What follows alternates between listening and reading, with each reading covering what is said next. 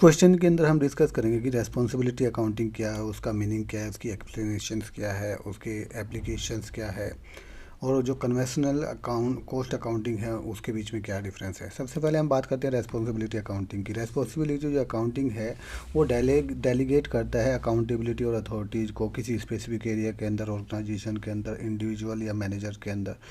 उनके जो डिपार्टमेंट है उसके छोटे छोटे जो गोल्स हैं उनके अंदर उसको तोड़ देते हैं, और ऑब्जेक्टिव जो है उसको छोटे छोटे सेगमेंट में ब्रेक करके फिर अपनी जो रेस्पॉन्सिबिलिटी है और परफॉर्मेंस है उसको मेजर्स करते हैं। यानी कि रेस्पॉन्सिबिलिटी जो अकाउंटिंग है वो एक इम्पोर्टेंट रोल प्ले करता है। तो ये वो रेस्पॉन्सिबिलिटी सेंटर्स बनाते हैं। रेस्पॉन्सिबिलिटी सेंटर के अंदर क्या होता है, उनके कुछ अलग अलग काम होते हैं। जैसे कॉस्ट सेंटर होते हैं तो उसमें कॉस्ट को स्पेसिफाई करने के लिए होता है, वो कॉस्ट की रेस्पॉन्सिबिलिटी, कॉस्ट को कैसे कम करना है। प्रॉफिट सेंटर जो होते हैं प्रॉफिट को कैसे बनाना है, रिवेन्यू को कैसे जनरेट करना है। इन्वेस्टमेंट सेंटर जो होते हैं वो रेस्पॉन्सिबल होते हैं रिवेन्यू, कॉस्ट और इन्वेस्टमेंट के लिए, जो ताकि वो मैक्सिमाइज रिटर्न हासिल कर सके इन्वेस्टमेंट के ऊपर। इसी के तरीके से क्या होता है, प्रॉफिट परफॉर्मेंस का जो मेजरमेंट है एक इसके अंदर आता है परफॉर्मेंस मेजरमेंट। परफॉर्मेंस मेजरमेंट में क्या होता है, रेस्पॉन्सिबल होता है अकाउंटिंग, ये फोकस करता है हर एक रेस्पॉन्सिबिलिटी सेंटर का स्पेसिफिक जो उसकी रेस्पॉन्सिबिलिटी है वो पूरी हुई कि नहीं हुई। एक्चुअल जो कॉस्ट है कंपेयर करते हैं उससे कि हम अपने टारगेट को, अपने बजट को जहाँ जो चाहिए था वहाँ तक लेके आए हैं कि नहीं आए। उसके बाद आता है अकाउंटेबिलिटी।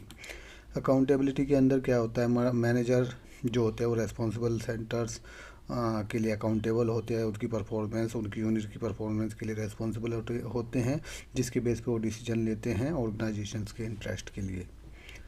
तो एप्लीकेशन क्या होता है रेस्पॉन्सिबिलिटी अकाउंटिंग की, एप्लीकेशंस के बारे में हम बात करेंगे।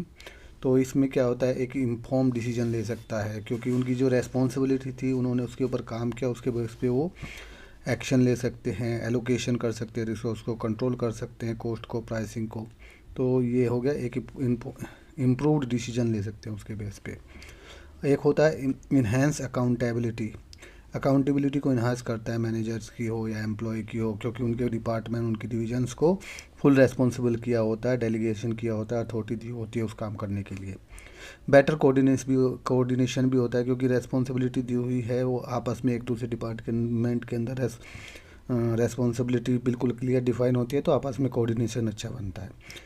इम्प्रूव होती है मोटिवेशन, क्योंकि एक इंडिविजुअल डिपार्टमेंट ऑर्गेनाइजेशन को परफॉर्मेंस रेस्पॉन्सिबल है, कोस्ट से रिलेटेड हर एक चीज़, एम्प्लॉय, मैनेजर, तो वो अपना आपका एक्सीलेंस देते हैं, जिससे कि वो अच्छा इम्प्रूव्ड होते हैं, मोटिवेशनली हाई होते हैं, उनकी मोटिवेशन को इम्प्रूवमेंट मिलता है।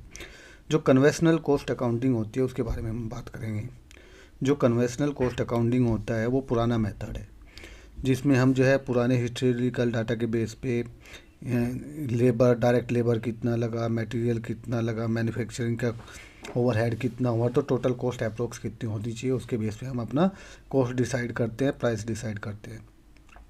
तो सबसे बड़ी कमी हिस्टोरिकल डाटा के ऊपर होता है, ये फोकस करता है प्रोडक्ट की कॉस्ट पे। और ABC एनालिसिस यानी कि एक्टिविटी बेस्ड कॉस्टिंग जो है वो ढंग से यूटिलाइज नहीं की जाती इसके अंदर। तो हम क्या कह सकते हैं कि रेस्पॉन्सिबिलिटी जो अकाउंटिंग है वो मॉडर्न तरीका है, अप्रोचेज है कॉस्ट को डिफ़ाइन करने के लिए, जबकि ये क्या है, पुराना मेथड है कन्वेंशनल कॉस्ट अकाउंटिंग।